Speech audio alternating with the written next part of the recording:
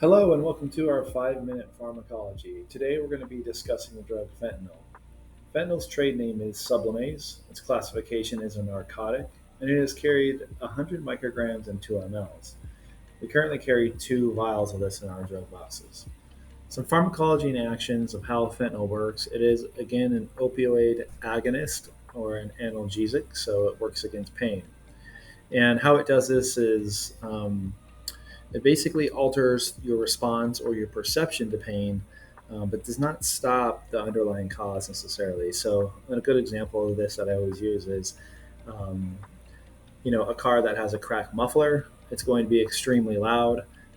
Your pain management, or to kind of mask that loud noise, would be to turn up the volume of the radio. Therefore, you don't hear it.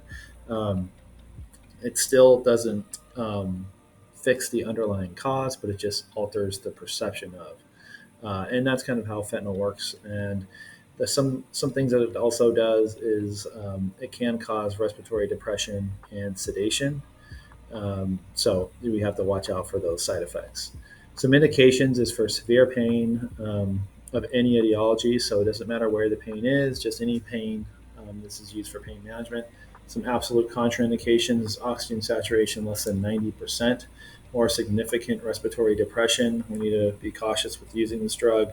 It'd be more wise to oxygenate that patient first. And then any fentanyl allergy. Some precautions and side effects with fentanyl is that it causes neurologic and respiratory depression. So, again, we just want to make sure that these patients, if needed, are ventilated and oxygenated first. And then again, fentanyl can be reversed with naloxone, which is an advantage if for some reason the patient overdoses or has co-ingestions. And when fentanyl is given to treat pain, the goal is reduction of pain, not the total elimination of pain altogether. It's just a reduction of pain. So we should be getting pain scales before and after administration of fentanyl, along with vital signs before and after. Okay.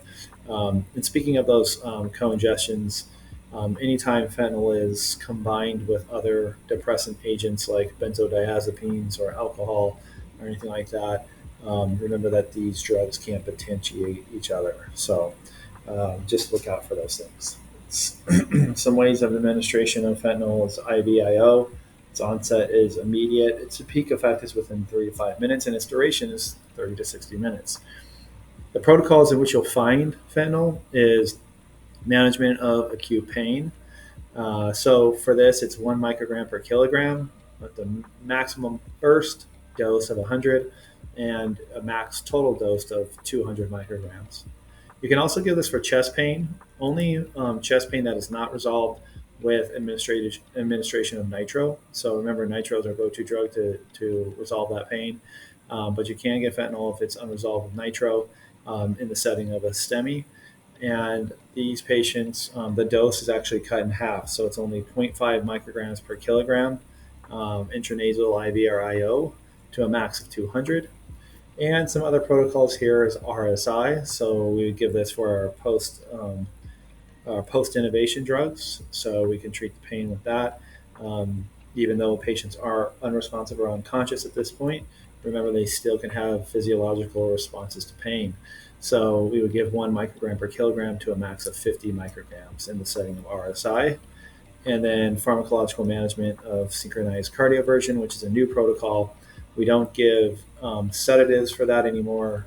We actually will give pain and give pain management for those in those patients in those settings. So 1 microgram per kilogram to that patient. Initial dose is up to 100, and the max total dose is 200. So again, just remember the peak effects. It's within 5 to 15 minutes when given IV, IO, or intranasal. This drug is a lot less predictable when given IM, and it's not. I don't believe it's listed as an option to be given IM in our protocols, which may be changing. And then the peak respiratory depressant effects is within 5 to 15 minutes after the onset. So just keep an eye out when you're giving this drug. Make sure you're getting pain scales before and after administration, and also just make sure that you are documenting vital signs before and after administration of fentanyl. Uh, Thank you very much. I hope you learned something today.